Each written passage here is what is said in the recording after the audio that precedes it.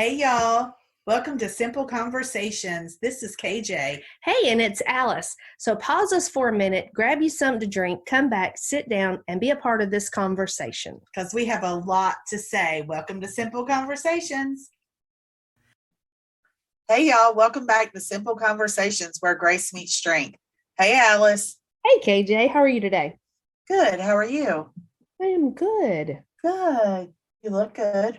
Thank you. You do too. I love being able to Zoom and see us. I know. I love it too. Okay, so I thought today that we might continue this conversation that we've been having about deconstructing our faith or reconstructing our faith, wherever we might be in the process.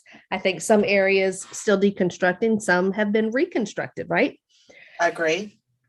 I did hear, I listen to a lot of podcasts. I read a lot. I'm in a group on Facebook with a therapist who has a deconstructing cafe, which was so interesting. And I love to read other people's stories. I think we're both in that one, aren't we? Yes, we are. Yeah. And I've been listening a lot to the new Evangelicals is the guy's name. And it's, I think his name is Chris. That's terrible. I haven't listened to him like in a few days, so I can't even tell you what his name is, but I like it very much. He does a lot of interviews. I've really learned a lot from other people in the same community who, I'll just say, love Jesus, really want to live the best life that we can, loving our neighbor, honoring God, trying to honor God and other people. Yes. Even people that we disagree with. Yes. I think many in the community that we are now a part of, which feels so much better to say community, because for so long, I think we all thought that we were doing this alone until we found out that there's a lot of us doing it. It just feels alone in our actual physical community. Yes. Virtually, there's tens of thousands people going through some type of spiritual deconstruction, reconstruction, whatever. It's just been really interesting to listen to other people's stories, other people's perspectives of why they are on this journey.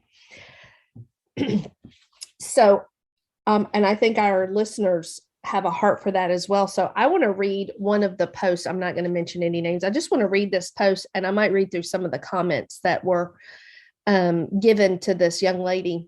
And this was recent in this community. And then I want to talk about it. Okay. So she says, now that I've left the super strict Evangelicals I was in, I've lost a lot of my confidence. And today just made it worse over my husband being ashamed to be with me in front of church people. And church people is in quotes. She goes on to say, I cut my hair, don't know what to do with it, bought jeans, don't know how to style them, bought jewelry, don't know how to wear it, never had any self-esteem. And now my husband trying to hide me at the store today made it feel so much worse. Oh, sweet baby. Like, first, I want to hug her. Yes, my heart bled. Yeah, for sure. I totally did just want to hug her. And then I started reading through the comments. Did you read through the comments of that as well? I did. But then I saw comments that I thought could be just as damaging as what she had already been through that day.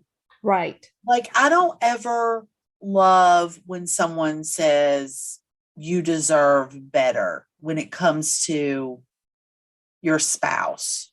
Right. With that being said, I wasn't very happy with the way she described her husband responding. And I agree with that. Well, let's just say this. Okay, so the one that I pick out that's not healthy, helpful, or productive.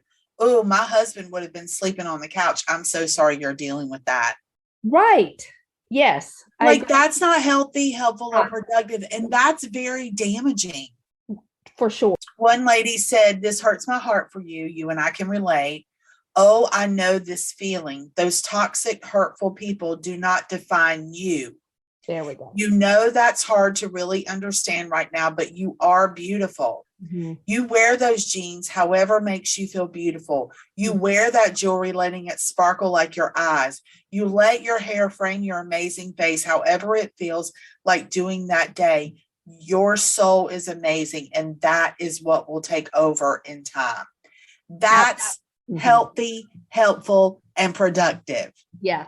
A few of the ladies came back in too and were like, one who was like, I follow some of these things on Pinterest. This may help you.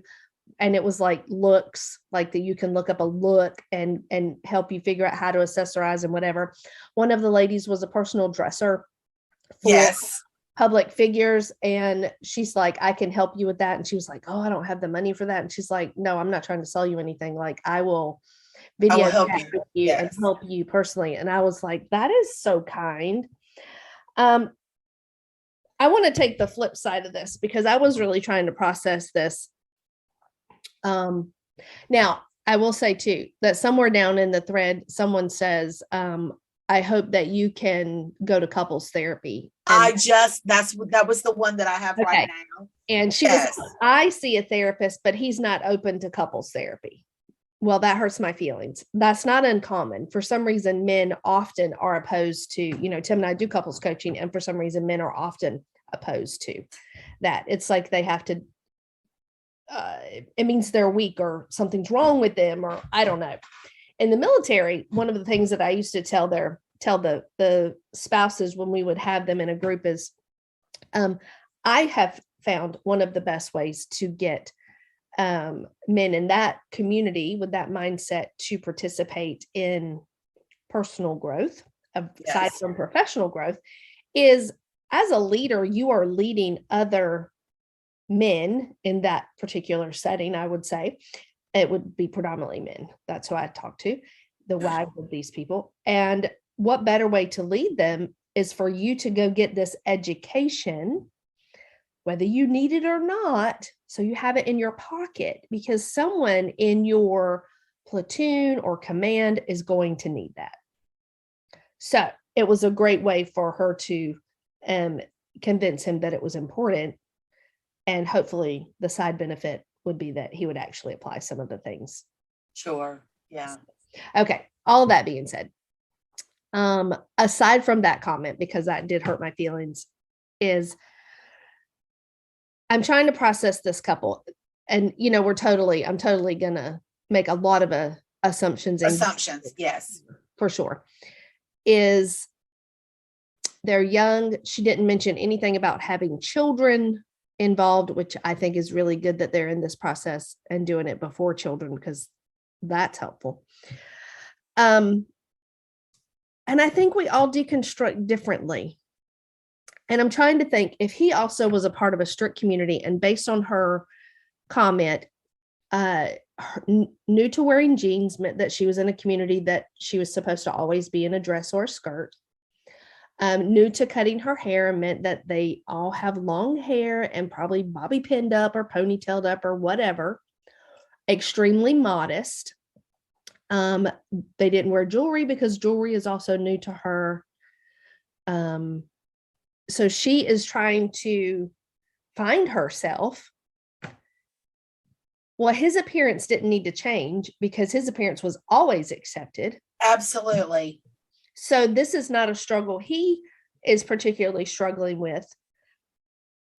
But I'm sure, as uncomfortable as she is going through the process, he's equally as uncomfortable with her going through the process because it's new for him too.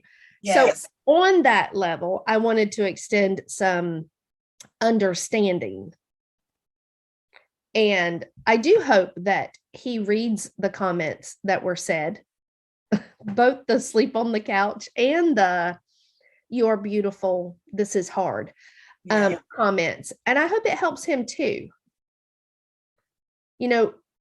we all have things, even as a married couple, Tim and I, there are different things that we're deconstructing. He did not have to deal with being a woman in the church. And so his identity was never under attack in that sense, where mine was in multiple places. Now, him being put in a box as to I only see this gift in you, so you can only be this. Now, he did deal with that. And so him overcoming and being able to practice other areas in his life to even feel out and see, is this a gift that I want to further explore? Is this something I want to be a part of my life or not? Now, that is something that he would have to now unpack. Yeah. So what were your thoughts when you read her post? Honestly, at first I thought, oh, her husband, like Yeah. he's just like the church people, but Yeah. he is one of the church people, and Right. he's been conditioned to the same thing she was. And just like what you said, like his appearance has always been acceptable. Yeah. The standards are more for women, honestly. Yeah. When it comes to, in most religions. Yeah. So, I went back on her post, and honest to goodness, like the difference in Oh, yeah. I did go on her page too. She's adorable. she is adorable. Mm-hmm. She is, like, I guarantee you the first picture she probably had on a long skirt. So for our listeners, KJ went to her, like clicked on her name and went to her page where she shows a before and after picture. So like her hair's up in a bun and she's got on what looks like a denim shirt. Yes. With a collar. And then the next page, she has bangs and her hair is red from like a medium brown. Yes. Right? And she's got jeans on. She's a little funky. Yeah. Young, cute little black leather jacket. She's dressed very modest. Yes. Very modest. She's got breeches on. Now, them's man's pants. You ain't allowed to wear no man's breeches. Hello, in the Bible, men didn't wear breeches, first of all, okay? They wore like robes and dresses. What is wrong with people? Look, don't you think that the scripture that says, do not be conformed to the world, like, why do we always associate? I've always heard that associated to the things that the world is doing that we perceive as wrong. What about the mean-spirited stuff that happens? Let's not conform to that, okay? Let's not conform to the judgmental, gossipy spirit. There's so much that we could discuss about this. I mean, it's a grand. It is. Yeah, it's a grand topic for us that spans huge, right? Yeah, but to stay on topic regarding this post and the reaction of the husband because of the church people, we absolutely, like, my feelings hurt for him too. Yes, because he's been conditioned to believe that. Yeah, that she's only beautiful when she looked like everybody else. Yeah. That, God didn't, I mean, the whole purpose of us being uniquely created and having our own individual DNA and our own individual fingerprints and our own individual gifts and talents is because we are our own individual. Yeah. So, sport the blue hair and the whatever, like, do it. Ain't none of nobody else's business. Like, do it. It's not nobody else's business. And if anyone seems to think that would keep someone out of heaven, oh my goodness, I think that's what is most important for me, for our listeners to understand. Yeah. Like, seriously, if the place you worship has you thinking that you can't go to heaven with pink hair and you can't be Jesus loving because you have on a short leather jacket, and that yeah, there's something twisted in that thinking.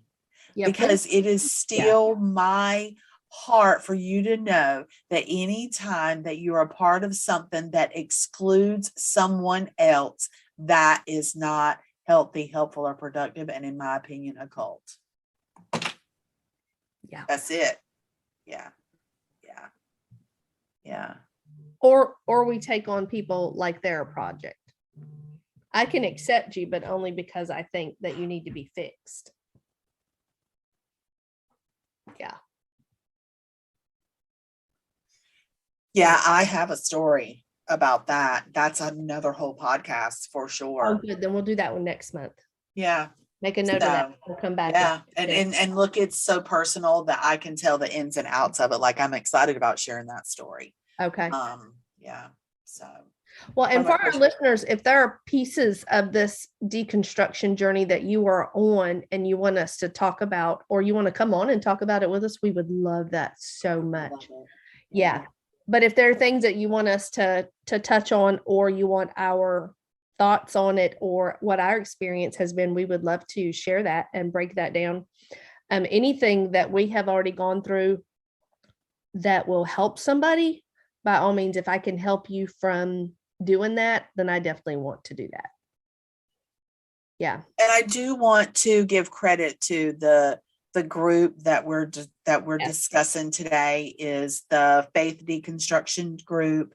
It is led by Angela Harrington. Mm-hmm. And so if that's something that you're interested in looking up and get connected to, this was just our side conversation regarding a group that we are both in that is being led by someone who has walked this, studied it, who is right. I mean, she's a licensed therapist. So yes. And she does a lot of work in the, well, I think a majority of her work is in this area, but I'll tag her in the add her in the notes. So if somebody else wants to find her. That's awesome. You can do that. Yeah. Yep. Okay. Take a deep breath and leave all of that here in this podcast. Let's not carry it throughout our day. Yes. Because it hurts my feelings so much to think that there are people out there who have some invisible standard that they're supposed to live up to in order for Jesus to love and accept you. And that's just not true. It's not biblical.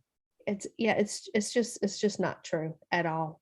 And I don't shame on anybody, but shame on the people who keep teaching that. Yeah. Okay. All right, listeners, thank you so much for listening. And again, like always, you can like, subscribe, and follow us. You can listen to us in all of your favorite places, whether that's Spotify or iTunes, or on our favorite platform, which is Podbean. That's where we record and come to you from. And please share us. And you can support us. If you want to buy us a cup of coffee, you can do that through Patreon. And we would be greatly appreciated. That helps us cover our expenses for Zoom and the Podbean platform and so forth and so on. So thank you so much. And thanks for listening. KJ, thanks for sharing this time with me. Sure. Thanks for listening, y'all.